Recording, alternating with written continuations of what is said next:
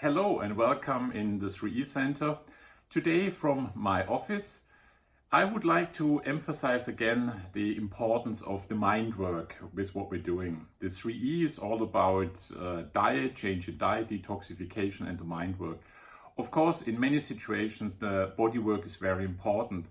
But very often, and we have seen this now after 22 years and talking to more than 10,000 people with cancer, that very often it's not necessary to destroy symptoms so dramatically.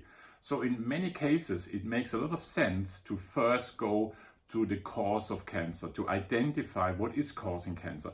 And that is for us a key component of the mind work.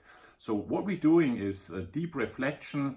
What we're doing is working with stress profiles. And what we're also doing is coaching and talking to people to identify potentially what is causing cancer.